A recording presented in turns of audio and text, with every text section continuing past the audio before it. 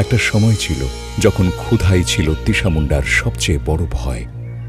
চুনারু ঘাটের চণ্ডীছড়া চা বাগানের গভীর সবুজের ভেতর তার পরিবার বাঁচার জন্য লড়ত প্রতিটি দিন।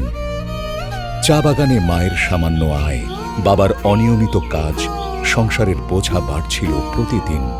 নিজের পাশাপাশি বোনদের চোখের স্বপ্নগুলো ধীরে ধীরে ঝাপসা হয়ে যাচ্ছিল। খুব কষ্টে দিন কাটতো। বাবা একদিন কাজ পাইলে একদিন কাজ পাইতো না।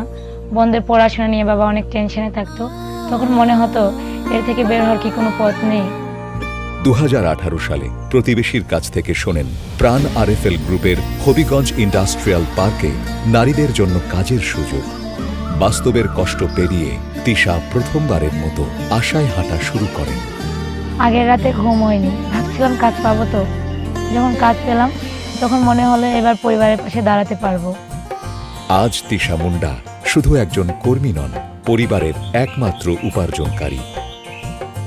তাই অসুস্থ বাবার চিকিৎসা, পরিবারের ভরণ পোষণ সবই সামলান তিনি।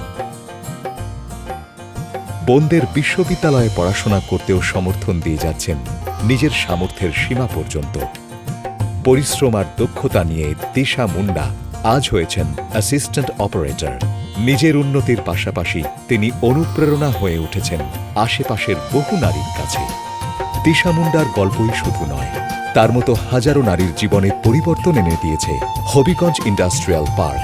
এখানে কর্মরত প্রায় 12,000 নারী নিরাপদ ভবিষ্যতের খোঁজে এসেছেন।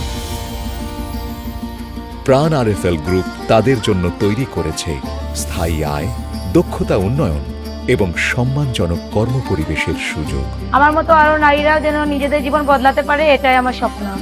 একটি সুযোগ কিভাবে বদলে দিতে পারে একটি পরিবার, তার জীবন্ত উদাহরণ তিশা মুন্ডা। তার সংগ্রাম আজ হাজারো নারীর জন্য প্রেরণা। আর প্রাণ আরএফএল গ্রুপ হয়ে উঠেছে বাংলাদেশের নারীর ক্ষমতায়নের এক শক্তিশালী ঠিকানা।